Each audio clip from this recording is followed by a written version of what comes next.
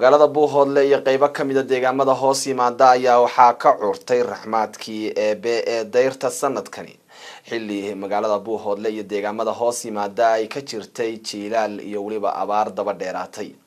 warbixinta waxaa Buuhoodle ka soo diray oo ka waramaya sida ay u doogsadeen dadka deegaankaasi wariyahayaga Cali Cismaan Yuusuf Cali Dhagtar. magaalada Buuhoodle ee xarunta gobolka Cayn iyo deegaanada ku hareeraysan ayaa maalmahan waxaa si weyn uga daayay raxmaadkii eebe ee deerta walow gudaha magaalada Buuhoodle roobku aad u yaryihiin isla markaana baraagaha iyo ceelasha biyaha lagu keysado ay maran yihiin. raxmaadkan eebe ka curtay Buuhoodle waxa uu ku soo beegmayaa xilli dadka reer guraaga ay ku dhaqnaa gobolka Cayn ay hayaameen ay u guureen deegaano ka tirsan gobolka Sool oo raxmaadkii eebe si weyn uga daayay oo ay ka mid tahay Kalabayd ilaa deegaanka Saxdheer. magaalada Buuhoodle ayaa jiilaal daba dheeraaday oo soo maray awgeed ayaa galaaska canaha waxa uu gaaray qiimo aad u sareeya waxaana galaaska canaha lagu kala iibsanayaa lacag dhan 35,000 oo shilinka Soomaaliga ah oo u dhiganta lacag $2 oo Mareykanka ah. raxmaadkan eebe ee xilligan ka curtay deegaano ka tirsan gobolka Cayn ayaa waxaa si weyn u soo dhaweeyay guud ahaan bulshada ku nool magaalada Buuhoodle. dhinaca kalena waxaa deeq lacageed la soo gaarsiiyay mashruuca la doonayo in lagu xanaaneeyo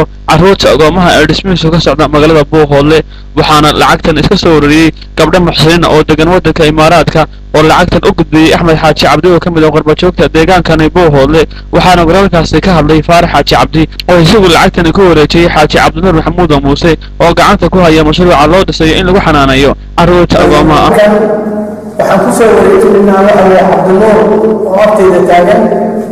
lacag loo soo diray oo dad muxsiniin ah soo direen lacagtaas oo waxa weeyaan dhan 785 oo dumar joogaan waxa weeye Imaaraadka ay soo direen oo aanay magacyadooda sheegin laakiin dad muxsiniin oo hore lagu soo diri jiray oo u soo diriyay Axmed Xaaji Cabdi يا شيخ عبد النور أقول على عباس إلهنا وحن كرجينا وحولين وطبق وحولين ساس وكلا إنه وسوي وحولين صوت دفتي أنا محل خيري سنة قولي كنت ضي وقت ولف دفتي لكن دوابي السوق علي متكلم عن السلطان عمر ديري وسمنا بيسير عندي يوم غني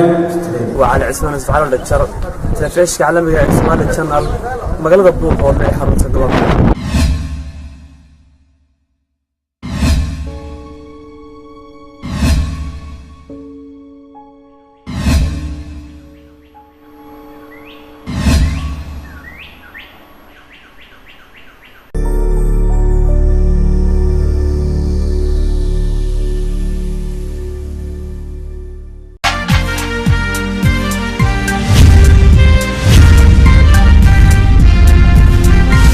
magaalada Buuhoodle iyo qaybo kamida deegaamada hoos yimaada ayaa waxaa ka curtay raxmaadkii eebe ee dayrta sanadkani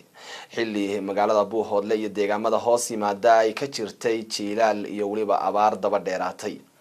warbixinta waxaa Buuhoodle ka soo diray oo ka waramaya sida ay u doogsadeen dadka deegaankaasi wariyahayaga Cali Cismaan Yuusuf Cali Dhagtar. magaalada Buuhoodle ee xarunta gobolka Cayn iyo deegaanada ku hareeraysan ayaa maalmahan waxaa si weyn uga daayay raxmaadkii eebe ee deerta walow gudaha magaalada Buuhoodle roobku aad u yaryihiin isla markaana baraagaha iyo ceelasha biyaha lagu keysado ay maran yihiin. raxmaadkan eebe ka curtay Buuhoodle waxa uu ku soo beegmayaa xilli dadka reer guraaga ay ku dhaqnaa gobolka Cayn ay hayaameen ay u guureen deegaano ka tirsan gobolka Sool oo raxmaadkii eebe si weyn uga daayay oo ay ka mid tahay Kalabayd ilaa deegaanka Saxdheer. magaalada Buuhoodle ayaa jiilaal daba dheeraaday oo soo maray awgeed ayaa galaaska canaha waxa uu gaaray qiimo aad u sareeya waxaana galaaska canaha lagu kala iibsanayaa lacag dhan 35,000 oo shilinka Soomaaliga ah oo u dhiganta lacag $2 oo Mareykanka ah. raxmaadkan eebe ee xilligan ka curtay deegaano ka tirsan gobolka Cayn ayaa waxaa si weyn u soo dhaweeyay guud ahaan bulshada ku nool magaalada Buuhoodle. dhinaca kalena waxaa deeq lacageed la soo